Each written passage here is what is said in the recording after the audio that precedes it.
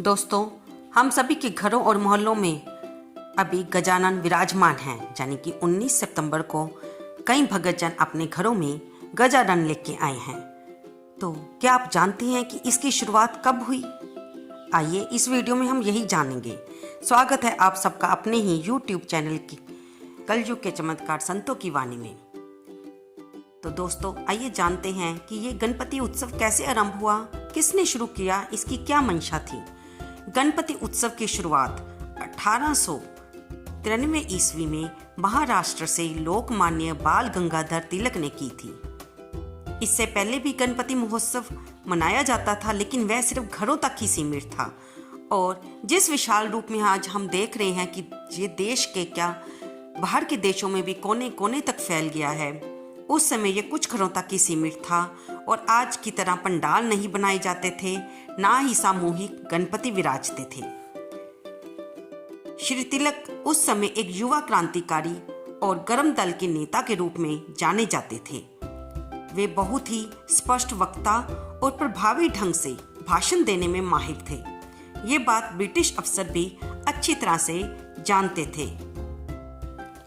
अगर किसी मंच से तिलक भाषण देंगे तो वहां आग बरसना तय है, ऐसा ब्रिटिश अफसरों का मानना था। तिलक स्वराज के लिए संघर्ष कर रहे थे और वे अपनी बात को ज़्यादा से ज़्यादा लोगों तक पहुंचाना चाहते थे।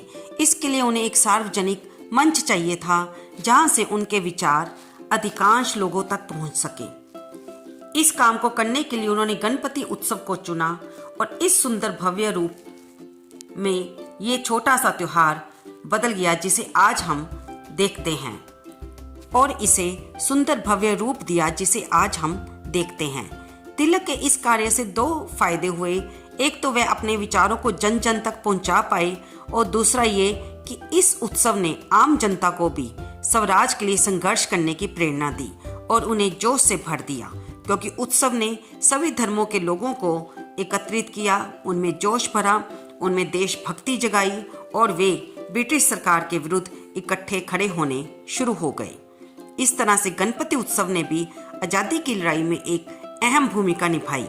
तिलक जी द्वारा शुरू किए गए इस उत्सव को आज भी हम भारतीय लोग बड़ी धूमधाम से मना रहे हैं और आगे भी मनाते रहेंगे। दोस्तों, बाल गंगाधर तिलक जी से भी पहले इस उत्सव की शुरुआत शिवाजी महाराज के बाल्यकाल में उनकी मां जीजाबाई द्वारा की गई थी, क्योंकि ये पुणे का त्योहार पूरी दुनिया में प्रसिद्ध है। आगे चलकर पेशवाओं ने इस उत्सव को बढ़ाया और लोकमान्य बाल गंगाधर तिलक ने इसे राष्ट्रीय पहचान दिलाई। गणेश जी हिंदुओं के आदि आराध्य देव हैं। हिंदू धर्म में गजानन को एक विशिष्ट स्थान प्राप्त है। कोई भी धार्मिक उत्सव, यज्ञ, पूजन इत्यादि सत्कर्म हो या फिर विवाह उत्सव हो, निर्विघ्न कार्य संपन्न हो, इस शुभ के लिए भगवान गणपति जी की पूजा सबसे पहले की जाती है। गणेश की प्रतिष्ठा संपूर्ण भारत में समान रूप में व्याप्त है। महाराष्ट्र में इन्हें मंगलकारी देवता के रूप में मंगल मूर्ति के नाम से पूजा जाता है। दक्षिण भारत में इनकी विशेष लोकप्रियता कला शिरोमणि के रूप में है। मैसूर तथा तंजौर के मंदिरों में गणेश जी की नित्य मुद्रा में अनेक मनमोहक प्रतिमाएं हैं। महाराष्ट्र में सातवाहन, राष्ट्रकूट, चालुक्य आदि राजाओं ने गणेश उत्सव की प्रथा चलाई थी। छत्रपति शिवाजी महाराज गणेश जी की उपासना करते थे। इतिहास में ये वर्णन मिलता है और ये परंपरा उनकी मां जीजाबाई ने सबसे पहले ग्राम देवता कस्बा गणपति की स्थापना की थी। तभी से ये परंपरा चलती आ रही है। शिवाजी महाराजा के बाद पेशवा राजाओं ने इस उत्सव को बढ़ावा दिया। पेशवाओं के महल में सभी सेवक पूरे उत्साह के साथ हर साल गणेश उत्सव मनाते थे। इस उत्सव के दौरान ब्राह्मणों को महाभोज दिया जाता था। गरीबों में मिठाई और पैसे बांटे जाते थे और कीर्तन, भजन, सांस्कृतिक कार्यक्रमों का आयोजन किया जाता था। भजन कीर्तन की परंपरा आज भी जारी है, लेकिन ब्रिटिश काल में लोग किसी भी सांस्कृतिक कार्यक्रम या उत्सव को साथ मिलकर या इकट्ठे रहकर नहीं मना पाते थे। लोग घरों में ही पूजा किया करते थे।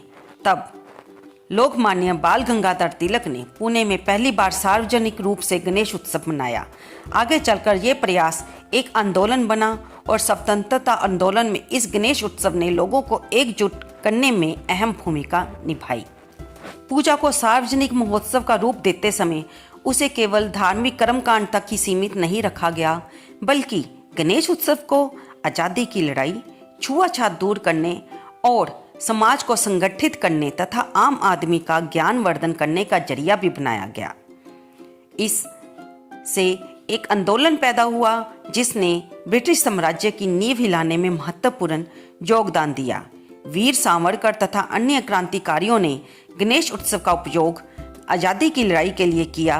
महाराष्ट्र के नागपुर, वर्धा, अमरावती आदि शहरों में भी गणेश उत्सव ने आज़ादी का नया ही आंदोलन छेड़ दिया। गणेश उत्सव में Veer Savarkar, Lokmanya Tilak, Netaji Subhash Chandra Bose, barrister Jayakar, Wrangler Paranjape, Pandit Madan Mohan Malviya, barrister चक्रवर्ती, दादा साहिब खापड़े और सरोजिनी नायडू आदि लोग भाषण देते थे, लोगों को संबोधित करते थे और गणेश उत्सव स्वाधीनता की लड़ाई का एक मंच बन गया था। कितनी अद्भुत बात है ना दोस्तों कि आज हम गणपति जी को अपने घर में विराजित कर भजन कीर्तन करते हैं, उनको अलग अलग पकवान बनाकर भोग लगाते हैं, उनकी पूजा करते हैं, आरती करते हैं, उनकी कथा सुनते हैं, मंदिरों में जाकर भी कीर्तन करते हैं।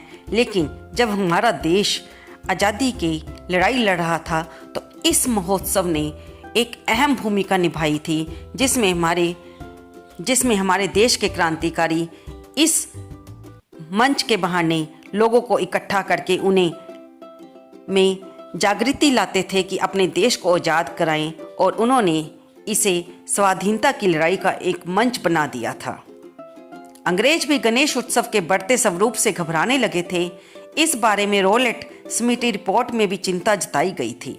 रिपोर्ट में कहा गया था कि गणेश उत्सव के दौरान युवकों की टोलियां सड़कों पर घूम घूम कर अंग्रेजी शासन विरोधी गीत गाती हैं और स्कूली बच्चे पर्चे बांटते हैं, जिसमें अंग्रेजी हुकूमत के खिलाफ हथियार उठाने और मराठों से शिवाजी की तरह विद्रोह करने का आह्वान होता है। साथ ही अंग्रेजी सत्ता को उखाड़ फेंकने के लिए धार्मिक संघर्ष को जरूरी बताया जाता है।